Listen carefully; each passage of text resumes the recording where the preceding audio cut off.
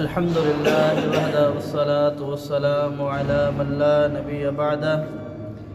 أما بعد فأعوذ بالله من الشيطان الرجيم بسم الله الرحمن الرحيم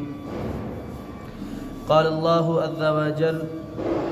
يا أيها الذين آمنوا لا تتخذوا اليهود والنصارى أولياء بعضهم أولياء بعض ومن يتولهم منكم فإنه منهم إن الله لا يهدي القوم الظالمين یا ایھا الذین اے وہ لوگو آمنو جو ایمان لائے ہو لا تتخذو تم نہ بناؤ والیہود والنصارى یہود اور نصارہ کو اولیاء دوست بعضهم اولیاء بعض ان کا بعض کا دوست ہے ومن یتولہم اور جو پھر گیا منکم تم میں سے فإنہ منہم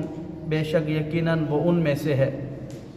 ان اللہ لا یہدی القوم الظالمین اللہ رب العالمین نہیں ہدایت دیتا ظالم قوم کو۔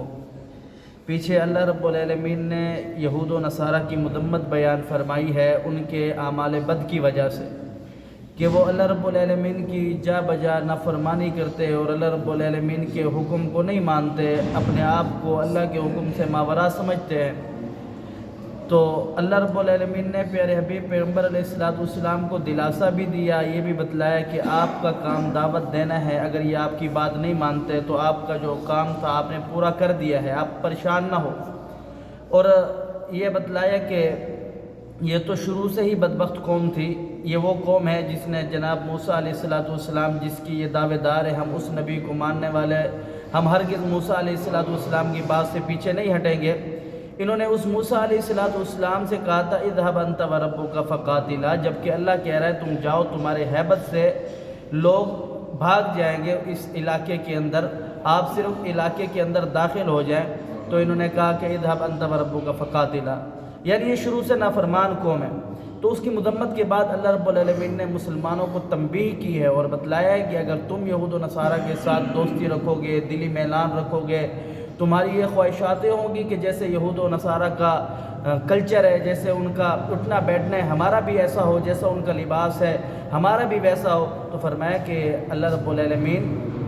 تمہیں بھی ان جیسا بنا دے گا۔ فرمایا کہ جو لوگ اللہ رب العالمین کی نافرمانی کرتے ہیں اللہ رب العالمین نے ان کے لیے سخت عذاب تیار کر کے رکھا ہے، اور فرمایا کہ ان اللہ لا یہدی القوم الظالمین،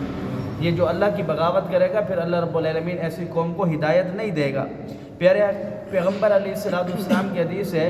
نبی کریم صلی اللہ علیہ وسلم نے فرمایا کہ جو شخص کسی ایسی قوم کی مشابہت کرتا ہے پھر وہ انہی میں سے ہو جاتا ہے۔ تو یہاں پیارے حبیب پیغمبر علیہ السلام کی سیرت کی طرف متوجہ ہونے کی ضرورت ہے کہ آپ علیہ السلام کا جو کردار ہے، آپ علیہ السلام کے جیسے صحابت ہے، آپ علیہ السلام کا جیسے اٹھنا بیٹھنا تھا، جیسے دن و رات تھی، شب و روز تھا، آپ علیہ السلام کے ساتھی تھے، رفیق تھے، خلیل تھے، کیسی غمی خوشیاں کی، کیسا لباس پہنا، کیسے بات رکھے، یہ ساری چیزیں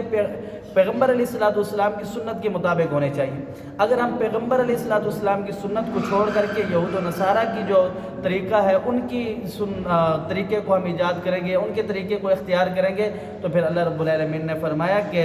وَمَن يَتَوَلَّهُم مِّنكُمْ فَإِنَّهُ مِنْهُمْ، اگر تم ان کی پیروی کرو گے تو پھر تم بھی ان میں سے ہو۔ پھر یہ کیا ہے؟ ظلم ہے۔ ان اللہ لا یہدی القوم الظالمین، اللہ پاک ظالم قوم کو ہدایت نہیں دیتا۔ اللہ سمجھنے عمل کی توفیق دے۔ اقول قولی ھذا استغفر اللہ لی ولکم ولسانی ولسائر المسلمین۔